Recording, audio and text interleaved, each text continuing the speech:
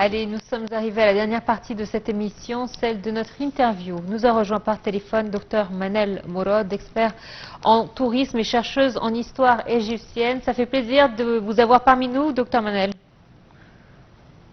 Allô? Le plaisir est partagé. Comment allez-vous tous? Bien, et vous? Vous avez passé de bonnes fêtes de Cham el Nessim? Oui, très bien, très bien. Alors justement, Cham el Nessim, on sait que les sorties préférées des Égyptiens, ce sont les sorties au bord du Nil. Là, on va parler de lacs égyptiens, l'histoire et folklore unique. C'est vrai que les histoires autour des lacs égyptiens font l'objet de nombreux mythes. Quels sont les lacs les plus célèbres? Évidemment, le lac Nasser, qui est un des plus grands lacs artificiels au monde, après celui de Zambèze. Savez-vous qu'il fait 500 km de longueur, dont 350 km dans les frontières égyptiennes. Un lac très poissonneux, mais aussi nous donne une opportunité de visiter des sites exceptionnels, ce qu'on appelle les sites égyptiennes de la Nubie. Notamment le site le plus prodigieux, c'est Abou Simbel. Donc Abou Simbel, on l'atteint par avion ou par un trajet dans un car, mais aussi maintenant, on a depuis quelques dizaines d'années des bateaux de croisière qui font le lac. Donc on fait visiter les temples d'Abou Simbel et aussi tous les sites sauvés des eaux du lac Nasser. Depuis la construction du haut barrage d'Aswan, ces sites fabuleux furent menacés par les eaux du Nil. Donc on a pu sauver à Hamada grâce à une équipe française, on a pu sauver Wadi Souba, les temples d'Abou Simbel grâce à 37 pays du monde, et c'est une œuvre d'amour qu'on faisait à l'époque. Docteur Manel, bonjour.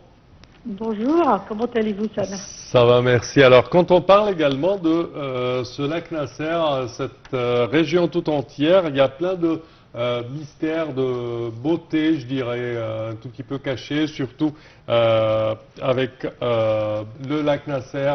C'est vrai que l'Égypte ne déploie pas certainement toute cette richesse, mais quand même, les sites déjà visités de Abou Simbel et autres sont tellement, je dirais, visibles sur les itinéraires touristiques, n'est-ce pas? Oui, exactement. C'est pour quelques-uns, c'est la 8e merveille du monde. C'est un temple Spéos qui était creusé dans le roc, heureusement sauvé avec une technologie 20e siècle. Ouais. Mais aussi, il y a d'autres sites, si vous voulez parler des autres sites. On parle depuis Aswan, quand on quitte les premières cataractes, c'est-à-dire les premières obstacles rocheuses, on change de bateau autrefois pour reprendre ça, c'est avant le haut barrage, n'est-ce pas? C'est avant le haut barrage. Oui, vers le haut barrage. Mais même, on a par exemple le site de Kalabcha qui fut aussi sauvé avec Bet El Wali, une petite chapelle merveille de l'époque de Ramsès II. On a une chapelle à ciel ouvert dédiée à la déesse Hathor. Tous ces monuments-là ne sont pas très connus. Et puis vous faites encore 100 km, vous êtes à Wadi Soboa, des temples très prospères construits par Ramsès II. On a le temple de Hamada, une œuvre de Sa Majesté, le roi Amenopis III, 1450 avant Christ. Donc vous avez quand même des sites et des sites très prodigieux tout au long de 350 km. On fait visiter quand on fait la croisière sur le lac. Aussi, il y a un site, on s'arrête uniquement par le bateau et on parle aux gens parce que il faut faire des visites sous-marines ou sous-Nil. C'est le site de Kasr-Ibrim. On a des couches archéologiques fabuleuses depuis la préhistoire qui sont noyées encore dans les eaux du Nil. Il y a d'autres sites qui étaient noyés. Heureusement, il y a eu la décision du président Sadat de faire sauver quelques temples, mais malheureusement, ils ont quitté aussi le territoire égyptien, comme les temples qui sont maintenant à Madrid ou au Metropolitan Museum, ainsi de suite. Alors, docteur Manel, c'est vrai qu'on a parlé du lac Nasser, qui est un des plus célèbres au monde. On va remonter un petit peu plus vers le nord pour parler du lac Qaroun. Oui. Qui a énormément d'histoire. Est-ce que c'est vrai que qu'il y a un trésor caché dans le lac Karun? Ben, on ne sait pas, mais ça c'est la légende, vous voyez, mais il n'y a aucune preuve. Là, tout le monde a cherché, puisqu'on parle de trésor, mais c'est un lac qui est composé par une profondeur naturelle qui s'est passée, ce qu'on appelle les cassures, vous voyez, et c'est un lac assez aussi prospère. Et tout autour de ce lac, avec l'eau est bonne, l'eau elle est potable, elle est douce, excusez-moi. Et cette eau douce a permis la création dans le temps de l'ancien Fayoum. L'ancien Fayoum qui fut une capitale de l'époque pharaonique aussi, à l'époque du Moyen Empire. Et c'est resté une ville très prospère. Et encore, c'est une ville très prospère qui nourrit énormément l'Égypte par ses cultures. Donc le lac Karun aussi est un lac qui n'est pas très bien exploité, figurez-vous. On peut faire encore mieux.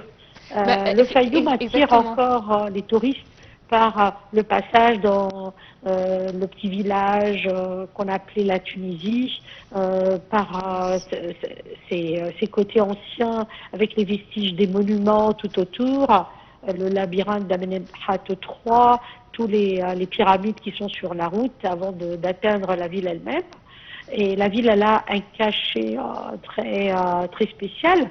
Le lac Karun, il y a des hôtels qui donnent sur le lac, donc c'est très paisible, c'est très beau, mais on n'a pas encore bien exploité ceci.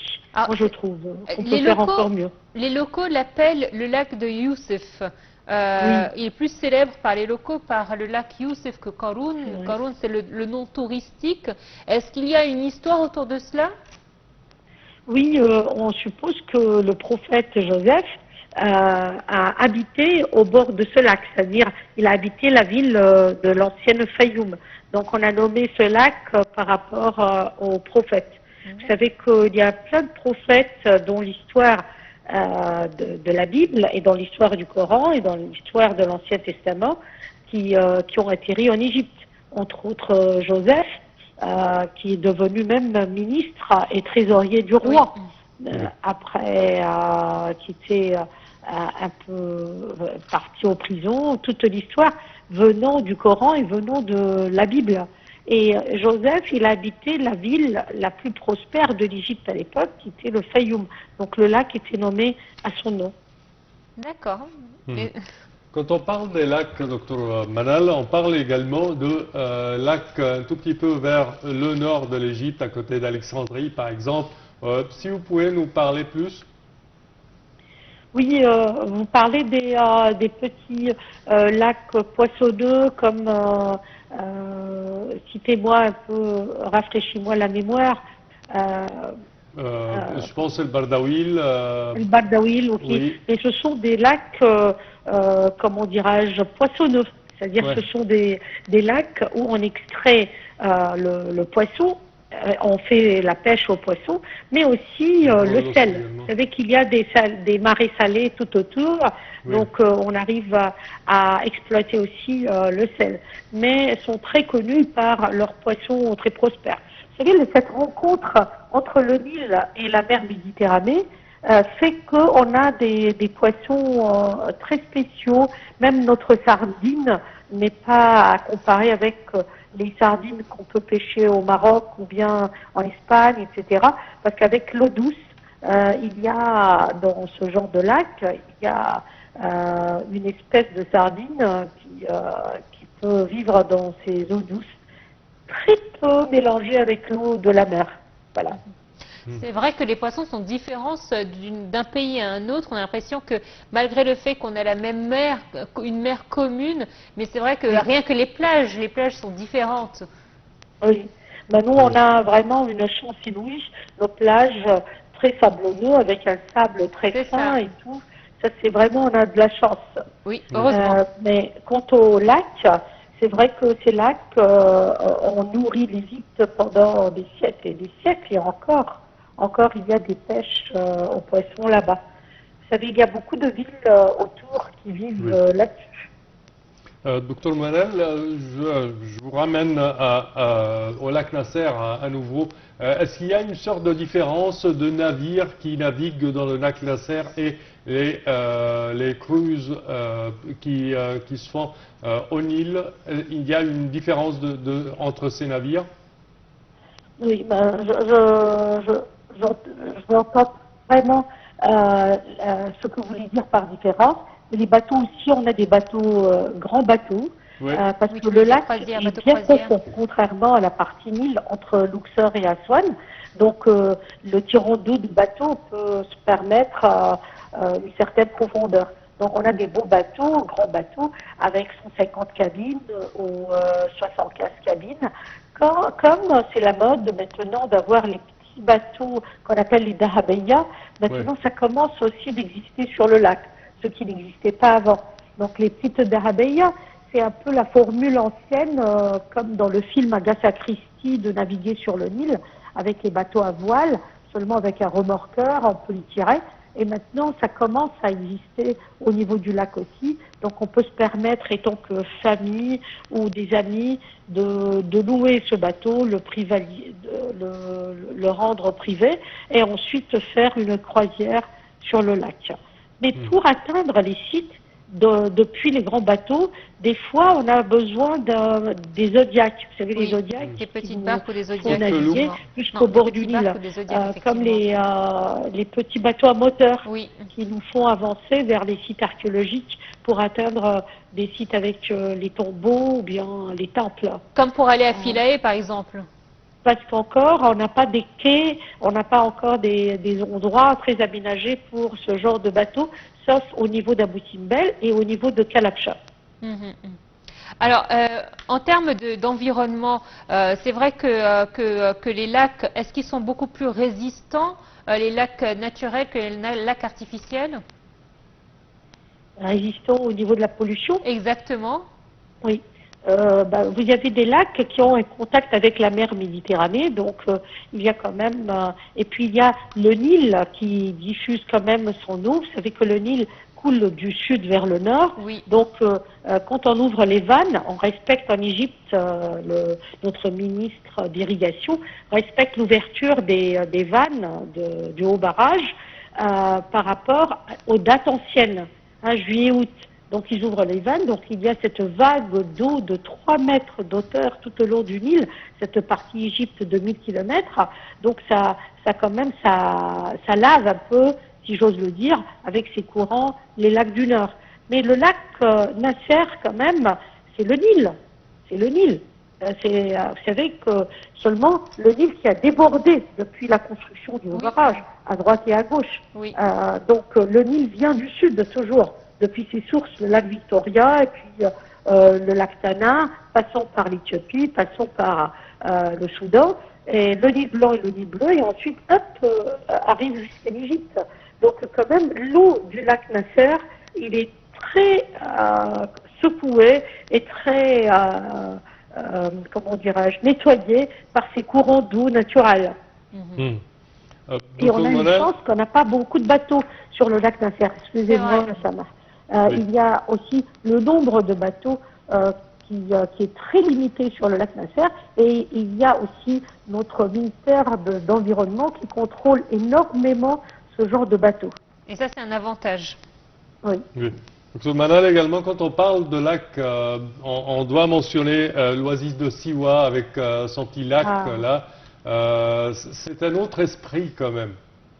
Oui, ça c'est un autre esprit parce que c'est un lac naturel qui contient du soufre et c'est un petit lac où on se baigne pour se faire guérir de beaucoup de maladies. Oui. On peut aussi s'amuser tout court. Il y a aussi quelques carcasses d'eau là-bas à Siwe. C'est très chouette. Siwe, c'est un monde à part. Hein.